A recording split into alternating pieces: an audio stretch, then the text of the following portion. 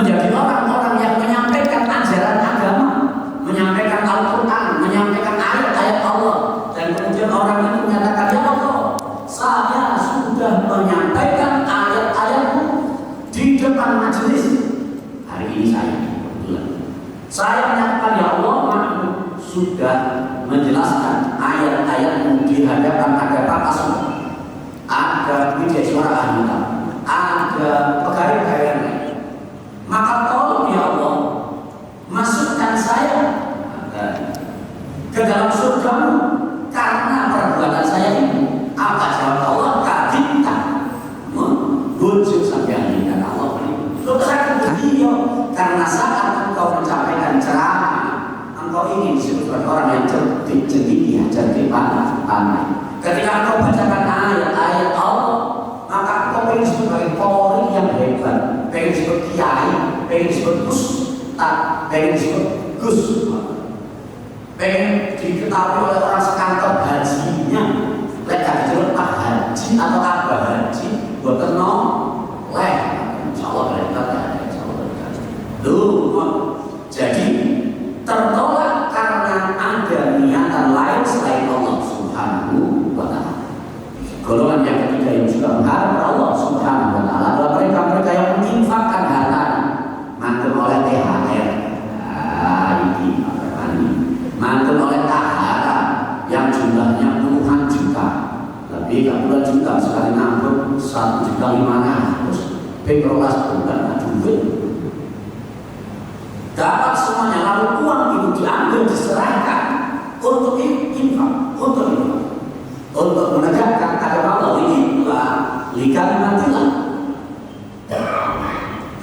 Lalu mengatakan, dan aku kata Allah, saya sudah menyumbangkan uang saya ya Allah, bahkan aku dan pulau ini menyumbangkan paling ageng sabar di dekat Surabaya, boten pulau boten enten Gusti sing nyumbangi sakit-sakit terkadang. Bahkan saya sudah meminta pada Pak Ari, saya akan menyumbang Masjid Al-Hikmah ini dengan uang nanti tolong kirimkan Fatihah. Akhirnya diminta Ustaz Dr. Makmun Hidayat menyumbang musola Al-Hikmah dengan uang 10 juta, minta kirim Fatihah. Al-Fatihah. Ada keinginan untuk dipuji oleh orang lain. Ketika ada keinginan dipuji, dermawan, sugih, hebat, maka saat itu tertolak amal perbuatan kita. Intinya, niat itu berperan yang sangat penting sampai amal sebaik apapun tertolak manakala ada niatan lain selain Allah Subhanahu wa ta'ala. Pertanyaannya sekarang, lalu bagaimana implementasinya di kantor kita? Ini supaya kita dapat juga ilmu, supaya kita dapat ilmu. Bagaimana implementasi niat ini di kantor kita? Kantor yang mengandalkan kinerja pegawai, kantor yang kemudian setiap kita bekerja sendiri, pengawasan kita sendiri dan seterusnya. Tidak ada saya mengawasi bukan gitu, saya mengawasi antar apalagi, ya, dan sebenarnya mengawasi dirinya sendiri. Maka kalau dirujuk pada teori bilangan, ini kaitannya sama makhluk saya. Teori bilangan, paham ya? Dan saya, azan. Kalau ada satu dibagi dengan satu hasilnya satu ya, satu kegiatan dibagi dengan satu pengharapan, maka didapatlah satu hal sesuai dengan apa yang dilakukan itu. Ini persis dengan dalil tentang niatan. Kalau hijrahnya karena Allah dan Rasulnya, ya dapat itu. Lihat yang di bawahnya. Kalau satu kegiatan kemudian dibagi dengan dua, maka yang didapat hanya setengah. Lebih besar atau kecil? Lebih kecil. Kalau dibagi tiga, sepertiga. Kalau dibagi empat, seperempat. Artinya semakin besar pembagi, semakin kecil nilai. Maka ketika kita melakukan perbuatan apapun, kalau ada pengharapan lain selain Allah Subhanahu wa ta'ala, pengen diletak anjir dari rumah, mari terus dibayar, tapi pakai rumah jadi simpulan,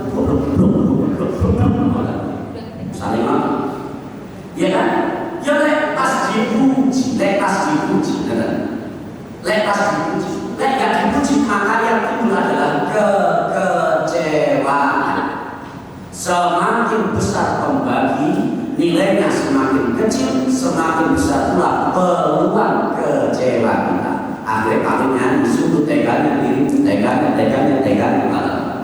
ya. Oke.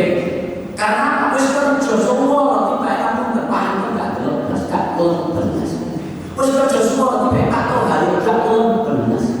Maka semakin besar pengharapan, semakin kecil nilai yang kita dapat. Ini buat lebih yuk dengan saya sama-sama kayak berkata saudara. Semakin besar pengharapan, kalau dalam bahasa ini bilang semakin besar pembagi, maka semakin kecil nilai yang kita dapat. Semakin kecil nilai yang kita dapat, yang ini adalah kekecewaan demi kekecewaan.